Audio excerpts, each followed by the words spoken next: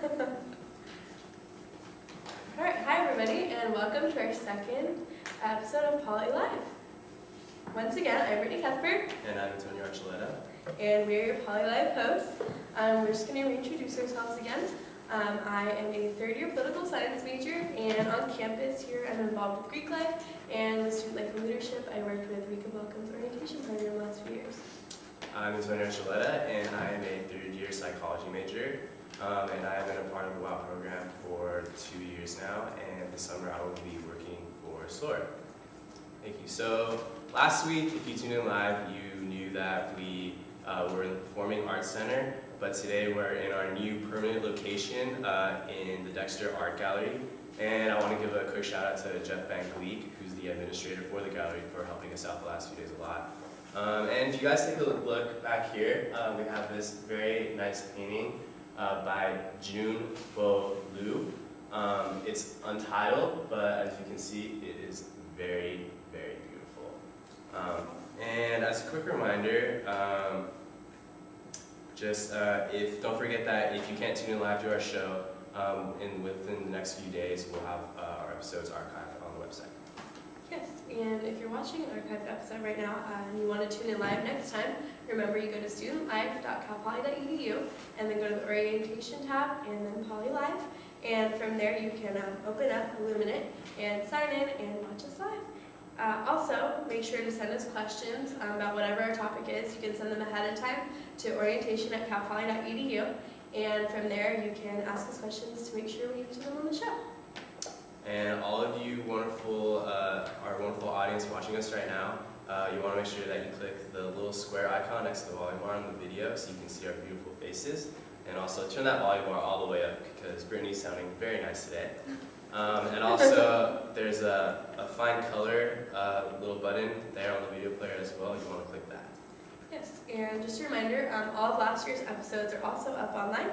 So if you want to look at that content for any of the incoming students or families, you can still do that. Very awesome. So now that you've heard us explain everything, we're going to get down to business and get to the show. Today we are covering healthy living, as we said, and our couple guests we have today are Yuki Nishinaga, and also we have Rogine York-Dominguez. Yuki is from Campus Dining, and Rogine is from Pure Health and Education. So thank you for being with us. So the way we're going to break it up today is we're going to have our first guest, Yuki, talk to us about some ways we can live more healthily and slow. And then after that, we'll have Rogine talk to us a little bit more about that as well. All right, and also keep in mind that if anything doesn't get answered today in the show that you want answered, you can email us at orientation@calpoly.edu, and we will forward those questions and make sure our experts answer this for you. Great, so thank you, Yuki, for joining us today. So why don't you go ahead and introduce yourself and tell us a little bit about what your job entails. Sure, thanks for having me. My name is Yuki Nishinaga. I'm the Marketing and Public Relations Manager for Cal Poly Corporation Campus Dining. My primary job is to develop all the marketing strategies and communication strategies for Campus Dining, but also we oversee all of the nutrition communications that occurs within Campus Dining. So all the nutrition information that you see online and in the restaurants and markets are all run by my department. I am actually a Cal Poly alumni, very proud of that. I actually have a degree in nutritional sciences and a minor in political science. So I've done a lot of nutrition education in my background. So this is a personal love of mine, but also too it's working really well with the students who very much want to learn how to eat more healthfully when they're in college. So the first question that we have for you today is, can you give us some healthy eating tips when on a dining plan? Sure. For first-year students, I mean, really, for a lot of the freshmen that come in, this is their first time eating on their own, learning to even eat, and pick and choose what there is. So the nice part about coming to Cal Poly is that you have 18 different restaurants or markets to choose from. A lot of schools may only have 2 dining halls. So that's a good thing. So a common philosophy of good health is really based on balance, moderation, and variety. So a lot of times I try to encourage students just, to get out there and try new things. Don't just get stuck on one type of food all the time because you'll get burnt out. There's a lot of different types of foods, from Jamba Juice to sandwiches to large salad bars. a lot of new salad bars in all the different operations, and we'll be putting in even newer ones next year so that people can kind of pick and choose. So it's been really popular with the students. And the nice part about that is that, again, you can pick and choose what you want to put into your foods. Another thing too is a lot of the food options that we have you can modify. So if you're trying to watch the fat content, you can leave the mayonnaise out or leave the cheese out or add more vegetables. There's tons of different options you can do. One of the dining halls that you will be frequently a lot is called 19 Metro Station, and that will become an all-you-can-eat restaurant in the fall. So the nice part about that is that we'll be putting in 2 17-foot salad bars, cereal bars, tons of options. So what's nice again is that it allows students to pick and choose different foods they may not have tried before, or control their portions to the amounts that they are comfortable with. All these different things really help students for the first time trying to pick and choose what their foods and the things they like really help them. A lot of students always ask, what do we do with our extra dining credits and plus dollars? And I always say a good tip is that if you have a couple extra dining credits, go fill up on some bagels from Einstein's, bananas, fruit, juice, milk, anything like that, and bring it back to your dorm. So rather than running out and getting pizza at 2 in the morning, you can run and get a healthy snack out of your own fridge. So different things like that is really, I would say, are healthy tips for first-year students. So we're getting excited for the dining plans in the fall. I'm glad you mentioned Jamba Juice too, because my sophomore year, I went there a lot. Yeah. It was probably my favorite place on campus. And every Sunday we did Einstein's, that's one of our residence halls. It's fun. All right, our next question for you is, could you tell us a little bit about the new nutrition keys and what they are? Sure. The nutrition key system, it's simply it's a voluntary system that was driven by the food and beverage industry. If you ever noticed on packages of cereal boxes and let's say like Snickers bars, there's these little things on the front of the package which show key nutrients. Well, what's happened is that this voluntary system was something that really caught our eye. We've been working with students a lot through our student dining committee, through surveys, through just really just talking one-on-one like this. And what we realized is that students want to know more information about what they're eating, absolutely. So what we did over the past 6 to 9 months is we figured out a way to utilize this really well-designed nutrition key system, which makes it really easy to see some major nutrient values of calories, saturated fat, sodium, sugar, and things like that, and bring it into the restaurants and markets on campus. So we started off with 19 Metro Station, the one that's going to become all you can eat, and we put out these nutrition keys that will be in front of every single food item in there. So while you're making your personal decisions on whatever you consider healthy out there, it will have the information right in front of you, which makes it nice for people who are trying to watch, say, saturated fat or total calories. Maybe they want to eat more protein or get more fiber, so on and so forth. The information that we have you can view it also too online more extensively. So it has more nutrition values and as well as different ingredient lists and things like that. Cool. And for all of you that are watching, you can see examples of these on the whiteboard that you're in session with right now. So speaking of having the nutrition facts online, can you tell us more about campus dining's online menus and the nutrition that are up there? Oh, absolutely. Our website, which is www.calpolydining.com, has a large variety of nutrition information, which includes all the nutrition facts for all the 18 different operations that we have. We have ingredient lists, so in case you have food allergies or intolerances, or you just want to know what are the ingredient lists for a lot of these foods, you can go look them up. Further, one thing we've also done is we've put up the weekly menus at 2 of the more common places that freshmen will be eating at, which are VG Cafe and 19 Metro Station. So if you want to go preview it rather than going down to the locations, you could actually go look at them online, and we'll have the new weekly menus up. So there's a lot of good ways, that you can go preview, even now for students that aren't quite here yet. They can even preview and get a sense of the types of foods that they're serving, to get a sense of what type of foods they'll probably be eating in the fall. What else can we find on your website? You can find a really neat tab called Poly Deals, where it's basically our deals tab. We totally get it. College students are poor and broke, and they're always looking for deals.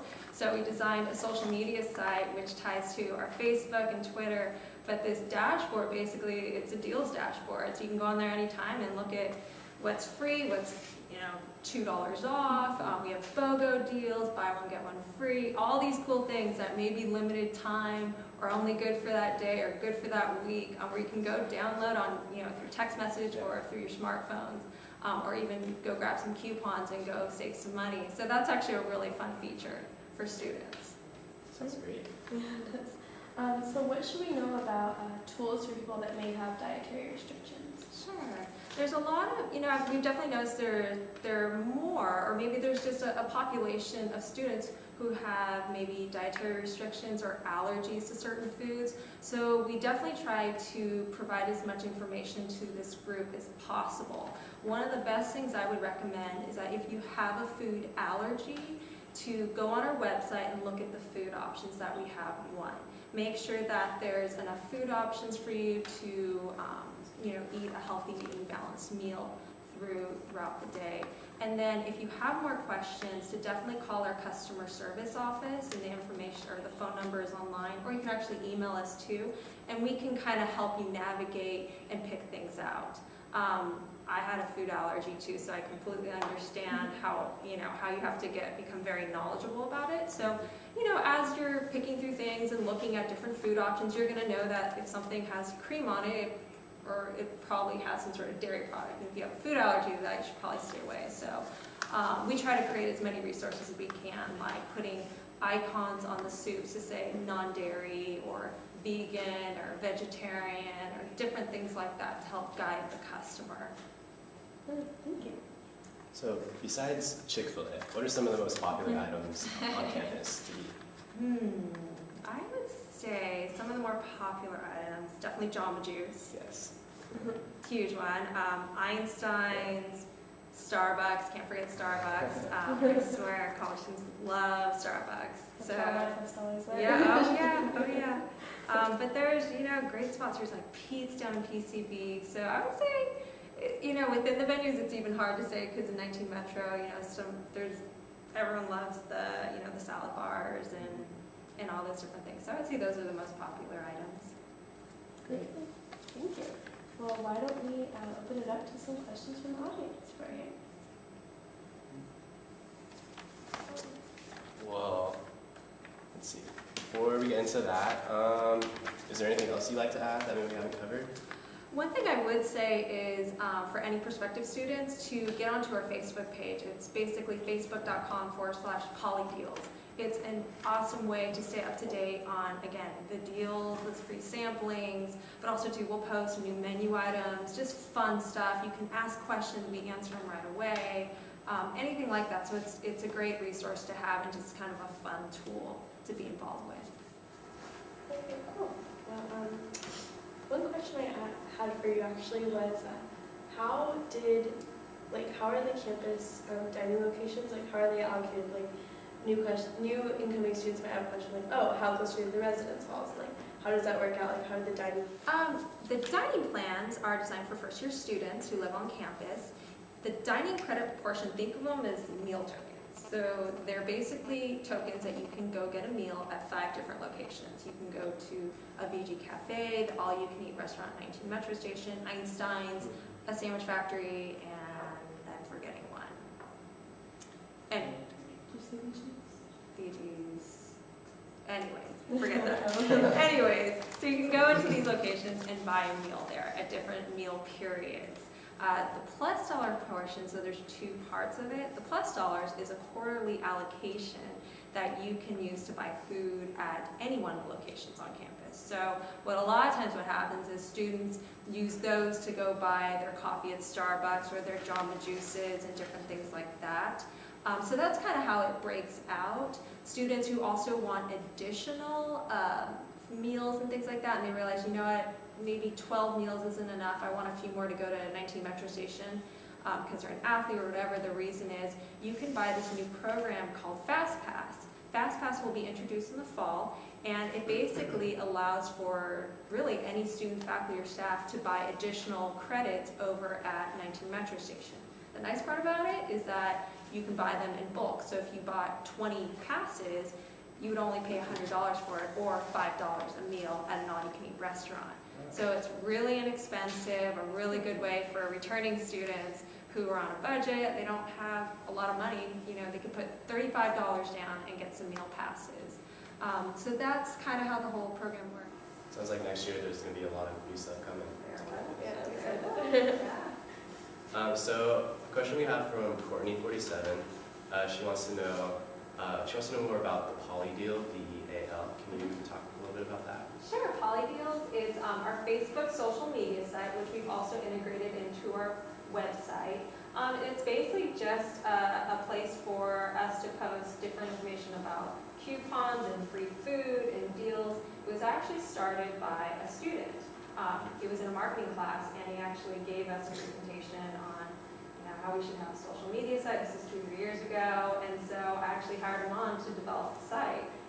So he did an amazing job with it, but it's student-driven, it's student-focused. If you want to know more about anything really related to dining from the student's perspective, we like to, post those things and put information out.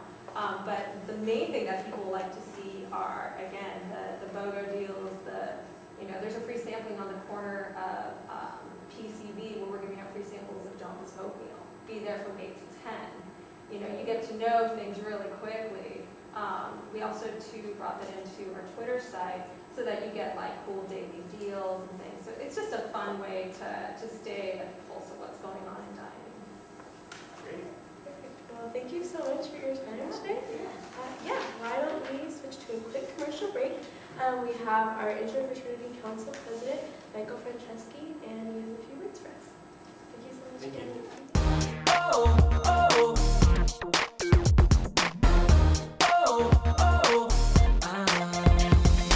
Every day is the right day. It's easy to understand. What is Greek life at Cal Poly composed of? Well, there's 17 IFC fraternities, there's 9 Panhellenic sororities, and there's 10 USFC cultural sororities and fraternities. They all vary by membership, they vary by their focus, what their founding pillars are. And I think there's a fraternity and a sorority for every single person out there. They just have to find it if they choose to. If an incoming student is interested, how can he or she get involved? We have a rush period. It's usually the 2nd or 3rd week of fall quarter. I would advise them to come out. It's very non-committal. It's very informative. They can ask questions. We're always available to them. You get the chance and you take it, make it the best you can make it. Why should you hold back? It's the time of your life. You don't want to.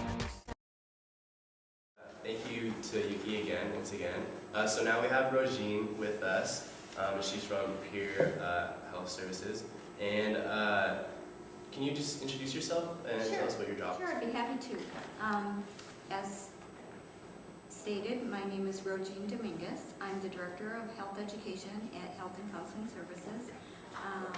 A little bit about me, I've been in the field a long time, about 35 years, and prior to coming to Cal Poly, I worked for the Centers for Disease Control and the state of California, the state of Arizona, and Arizona State University, doing peer health education. And what we do in peer health education, it's the main component of the health education department at Cal Poly, and we provide services for students, primarily prevention, but also intervention services, and then we also support the medical staff and the counseling staff at the health center. Perfect. So our first question for you is, what is your overall opinion of peer health on campus? Well, it's kind of like asking the choir. I've been with Peer Health Education 17 years, and in that time we developed the program to be a nationally recognized outstanding peer education program of the year this past year, and also one of our students was the outstanding student of the year. So we're pretty proud of that. I think that peer education is a wonderful service. It gives students an opportunity to learn leadership skills, to practice the Cal Poly motto, learn by doing, which is basically what they're doing in peer education. The students that are in our program, it's not limited to a specific major, but they're either wanting to go into medicine, dentistry, counseling, become a registered dietitian. Some are in biology and wanting to go into medicine. And so this gives them an opportunity to practice that. The peer educators provide individual counseling services to students with issues related to the specific team that they're on. And so you get to actually experience what that's like to be in a clinical setting, do the clinical notes. So it's a fabulous experience for them.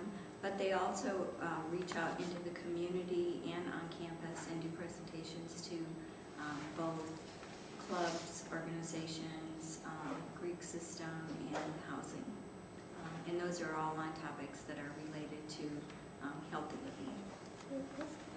So as students, Brittany and I both know that the quarter system can be pretty stressful. What are some of the things we can do to cope with that stress? The quarter system's stressful for faculty and staff too. Okay, yeah. But the key to mastering the quarter system, I think, is balance. And when we look at balance, we need to look at both the physical and mental, emotional balance. And if you kind of look at your life as a student as a seesaw, with academics being in the middle of that seesaw, you have physical on one end and mental on the other end. And in terms of the physical issues that present, we kind of use this acronym C, which stands for sleep, eat, and exercise. Because for some reason, people seem to think that when they're very busy, the first thing that they can sacrifice is sleep.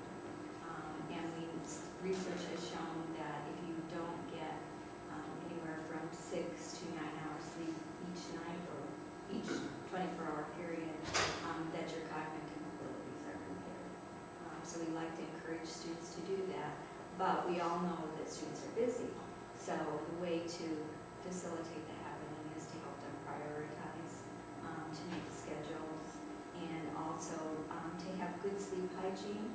What good sleep hygiene is for them to not do anything in their bed other than sleep, like don't study in your bed, don't listen to your iPod in bed, don't make cell phone calls from your bed, because all those things actually interfere, the electronics interfere with your sleep, which new research has just shown. It's just a very minor thing. The E part for eating that seems to be the second most frequent thing that happens. Students get stressed, they think caffeine becomes a food group, and that they can live off of caffeine and power drinks and those kinds of things to provide their nutritionability. And if you don't put fuel in your car's not going to work. So if we look at it from that perspective, if you don't fuel your bodies, your brain is not going to work effectively, and you're not going to have that short-term memory that you need to perform on classes. And then the third E is exercise. Students actually do a pretty good job at exercise, but one of the issues that we're having now is because our rec center is not at full capacity like it's been in the past and soon will be closed. Students are finding it not as easy to exercise as they have in the past in a traditional manner. So on our website, we have a document called 101 Ways to Have Fun and Slow. And in that, it encourages students, it tells them hiking trails, where to kayak, where to surf, things that they can do that don't cost money, that they can still exercise. And then in our community, our athletic facilities outside of Cal Poly have really stepped up, recognizing that there's a need, and they're offering really inexpensive enrollments like $19.95 a month without a contract and those kind of things. So students can actually take care of that exercise component. So that's the physical side, the C. The mental side is actually where the stress comes in. And what we see with students is, especially for our newer students that don't understand the rigors of the quarter system, everything's new. They don't have their support systems that they've had in the past. Study skills in college, Cal Poly, as you know, are different than they need to be in high school. You're now maybe a small fish in a great big ocean rather than the big fish in a small pond, and the competition is greater, and so that stresses students out. So what we encourage them to do is, as soon as they get their classes, to sit down with the planner and develop schedules, and to actually incorporate into that study time, not to save up study time for the evening or the weekends, but to infiltrate it between your classes, and to have a daily routine that even if you don't have class until 2 p.m., you don't sleep until noon, you get up at 9 or whatever the time you normally get up is, and use that as study time when you're much more productive. And then the other part that figures into that is, regardless of when you get up, it's really important to have breakfast. I mean, breakfast can be at 2 o'clock in the afternoon if that's when you get up, if you're staying up until 4, but you need to eat because it's recommended that you don't go any longer than 5 to 6 hours without having consumed some fuel. So those are the major keys that we see in terms of keeping students healthy on campus. And then the only other issue I'd like to address is that when the midterms start and the papers start becoming due, and we're seeing that students are already sacrificed in terms of their sleep, that's when we see a lot of students coming to the health center with strep throat and mono and those kinds of things. It's because their systems aren't able to combat that. And normally at the health center we see around 200 students a day on any given time, but as it gets closer to the end of the quarter, we're seeing up closer to 300 students a day, and you're already not feeling well and having to wait to be seen because of the influx. And so it's better to do prevention and take care of yourself if at all possible. And the peer educators do provide consultations to help students with stress management. There are also counselors at the health center that can help students if they'd rather see a professional counselor rather than a peer. The peers have been there, they're students, they know what you're going through, so they can offer some of your suggestions. And to really hit it off at the pass, what we recommend is that, as I said, not procrastinate, but that students start early and go see their professors early. I think there's a misconception, particularly by incoming students, that you only go to see your professor or your advisor if you have a problem. And we'd like to encourage them to do that right away, and see what's happening with them so that they can feel more comfortable and not struggle. And I know Brittany can probably back me up on this, but I've had lots of nights where I've had to stay up pretty late to get some projects done. But like you mentioned, exercise, for me, like this past quarter, or this past year, at one point I was going to the gym like every other day.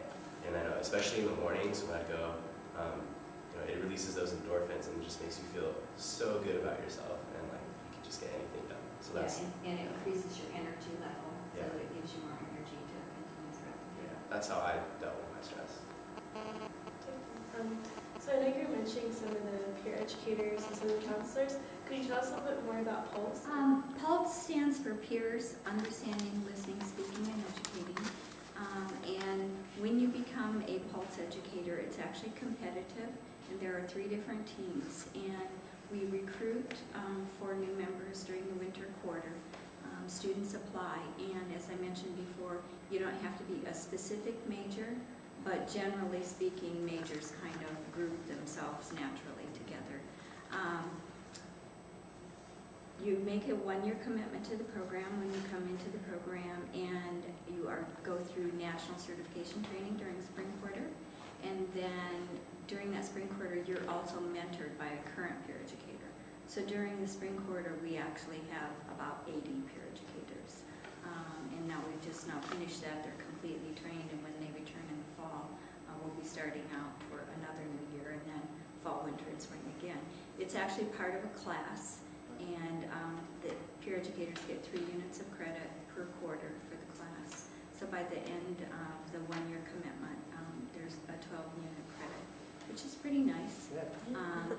Peer educators become very good friends. I have a student, which was actually on my selection committee when I was hired at Cal Poly 17 years ago, who still keeps in contact with me. And he's now a neurosurgeon in the Bay Area, which is really cool, you know, that you have that breadth of students that come back. So the peer educators, as I mentioned earlier, provide individual consultations, but for those students that need an intervention, they also provide intervention, particularly that's on the TLC team, Thoughtful Lifestyle Choices team. And I didn't really mention what the 3 teams are, but there's we're big on acronyms. The ARROS team, Educational Resources on Sexuality, so it would make sense that that team deals with issues related to sexuality and sexuality education and prevention. And the TLC team is Thoughtful Lifestyle Choices, and they deal with alcohol and other drugs, stress, sleep, time management, communication and relationships, those types of things. And then our 3rd team is HEAT, Health Enrichment Action Team, and that team deals with fitness and nutrition. So if, to follow up on what Yuki was saying, if a student wants a dietary analysis, they can come and see a peer educator, and then they can help them with their menu selection. If they want to gain weight, lose weight, have dietary issues, whatever. Great. So I heard this rumor that before you take classes this fall, you have to take an online alcohol course. What's the cost of that? And how do I find out how to take it? It's actually only for incoming students. It's not for continuing students. And it's part of how Cal Poly is helping to prepare our students understand the issues related to alcohol, and also to help prepare them with harm reduction strategies. So every student is going to be taking the Alcohol-Wise online course. They'll receive an email from the university, from Dr. Cornell Martin, our Vice President of Student Affairs, and there is no cost. The university actually pays the cost of that, which sometimes confuses people, because when you go on the website, other people that use that same program do have to pay for the program, and it's quite expensive. So we want to be sure people understand that they are not needing to pay that $900 and some or whatever it is that is completely provided by Cal Poly. And it's part of our strategy to help keep our students safer and help them know what they can do. That if they're in a situation, whether they drink or not, how they can help someone else if someone is in a situation that needs that assistance. So we have one question from the chat.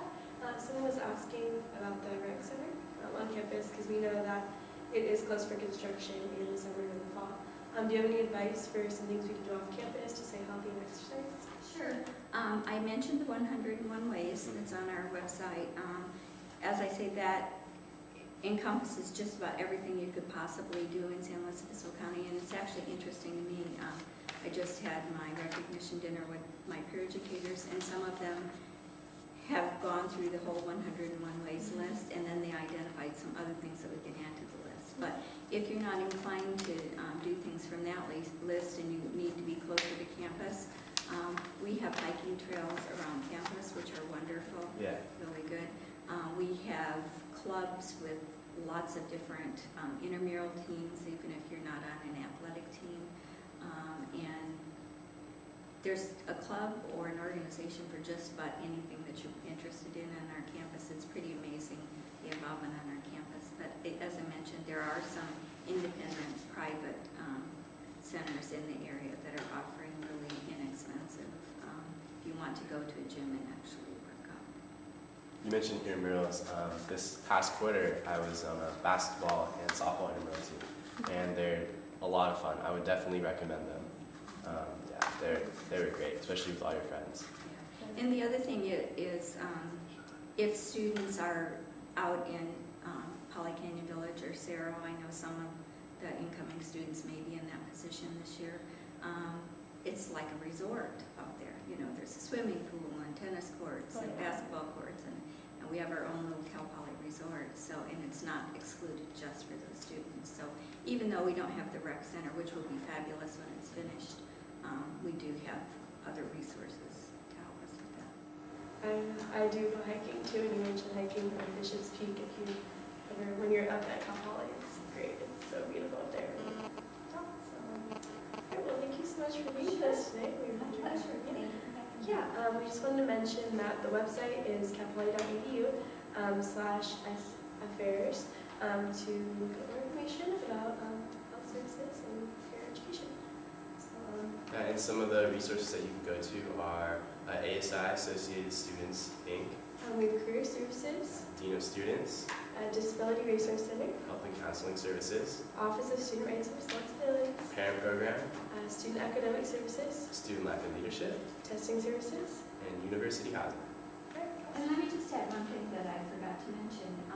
When you go to the Health and Counseling Services website, we have if there are any parents that are interested, we actually have a link on that for parents. Frequently asked questions related to some of the issues we discussed today, but primarily it talks a lot about parties and alcohol and those kinds of things.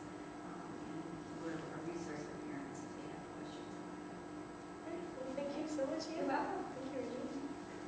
So it looks like we're running out of time here, but hopefully you guys all learned something about healthy living at Cal Poly. And don't forget, our next Poly Live episode is on Monday, July 11th at 4 p.m. So don't forget to watch us live. And we'll be covering recreation and clubs, so send in all the questions you have about different ways you can get involved on campus. Alright, so before we head out, do you have any special advice for anyone learning about healthy living? I do. So, every now and then, you like to put your hand in the cookie jar, eat something that, isn't necessarily that healthy for you. But that doesn't mean you can't turn it into something positive. So the way I deal with that is, if I have a big project due the next day, or I have to study for a final or something, I'm a big fan of hot Cheetos. I'll just say that. I'll get a bag and I'll say, okay, I'm gonna finish, 10 questions, or I'm gonna study these chapters before I can, have my snack. If you turn, treating yourself to something, isn't a bad thing necessarily, as long as you turn it into something positive for yourself. So, Brittany, what's some advice you have for our audience? I think that if you get stressed out, there's so many things you can do, like positive things to relieve that stress. And we talked about exercising earlier, having to go on hikes or go to the gym and take your friends with you and make it like a social thing. Like Antonio and I go to the gym together a lot, so just things like that. And yeah, so with that wraps up our episode of Poly Live. Don't forget, once again, Monday, July 11th, tune in and watch us. So with that, I'm Brittany. I'm Antonio, And thanks for watching Poly Live.